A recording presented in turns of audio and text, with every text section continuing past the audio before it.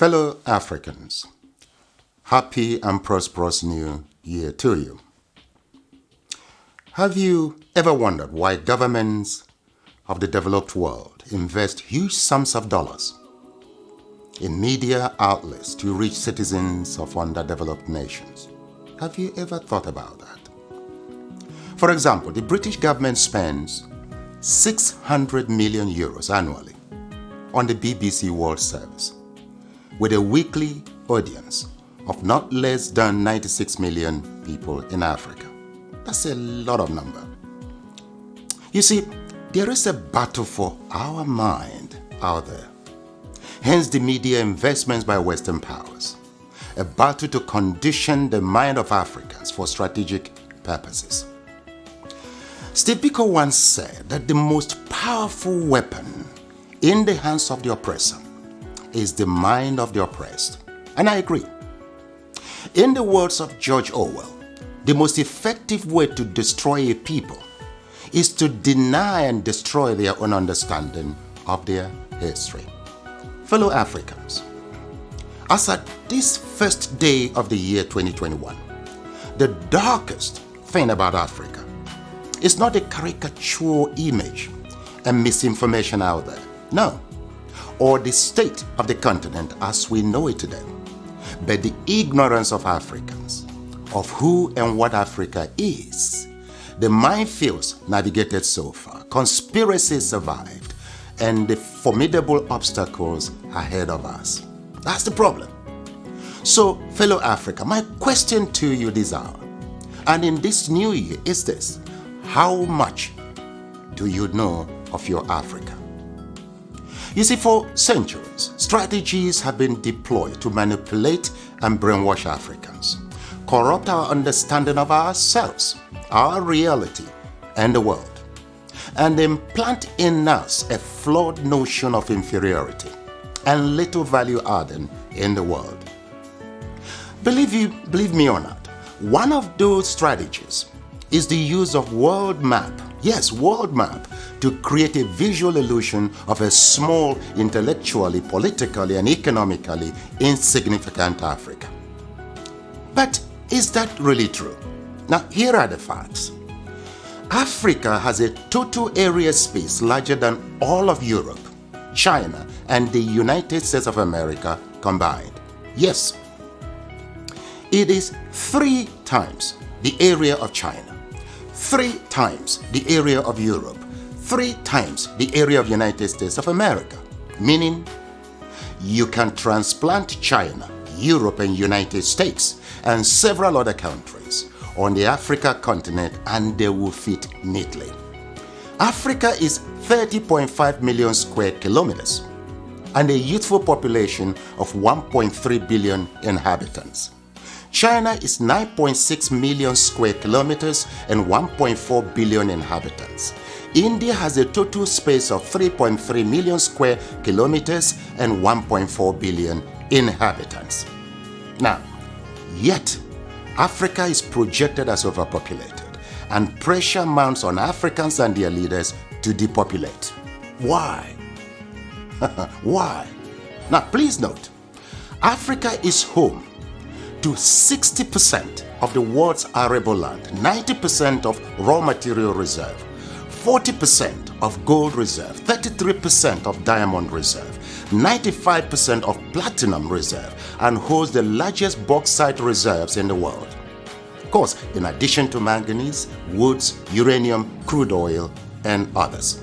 Yet, the continent is touted as the poverty capital of the world and ripe for depopulation. The question is, why? Well, President Jacques Chirac of France provides an illuminating insight.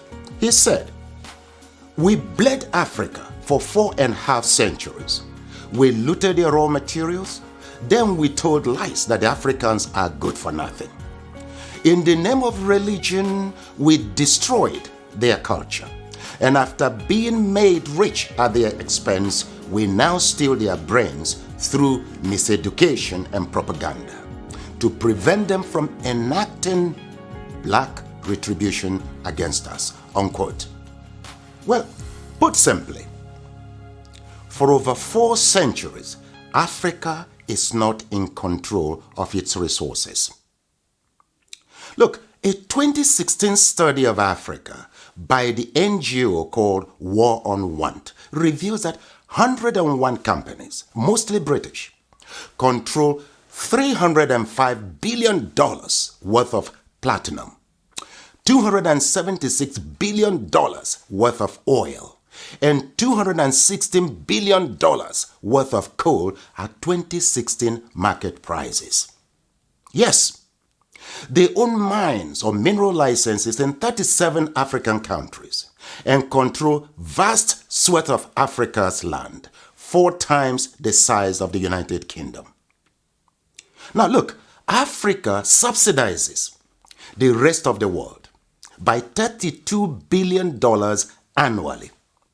A 2017 report by Global Justice Now and other groups estimates that $161.6 billion enter into Africa, while $202.9 billion leave Africa almost every year. For example, in 2017, Africa received a total of $19.7 billion in aid, but paid back $18 billion in debt repayments. Debt burden is killing Africa. African governments have borrowed between 25 and 75% of their GDP, but with little or nothing to show for it. Africans in the diasporas remit not less than $32 billion annually, but multinational companies siphon $32.4 billion in profits and illicit financial outflows. Look, an estimated $29 billion are stolen via illegal logging, fishing and poaching annually. How can any continent, country or people accumulate and sustain wealth, growth and prosperity with such statistics? That's a great question. Well, look, hopefully, now you know your Africa better. Edmund Mbiaka once wrote, "Peace of mind always comes with knowing who you truly are, where you currently stand, where you positively need to be, and strongly believing in its possibility." Africa needs to control its resources, no doubt. For productive, patriotic, and effective leadership, we need our best and ablest citizens with fortified character in local, state, and federal governments. This must be given utmost consideration in upcoming elections across Africa. Let me say it once more. Our problem is not the age of our leaders, but unfortified character. It is your responsibility to protect and defend your Africa. The starting point is to educate and transform the mindset of our leaders and peoples. Look, the least you can do is to assist with ensuring that this message reaches every African. Slavery destroyed us. Religion divided us. Ignorance controls us. And truth scares us. With these retrogressive forces, Africa will remain a dark continent. So we must renew our minds. Please share this video in support of my efforts at reconstructing Africa through mindset transformation. You see, together, we will reconstruct Africa and take charge of our destiny. For who controls Africa controls the world. I thank you.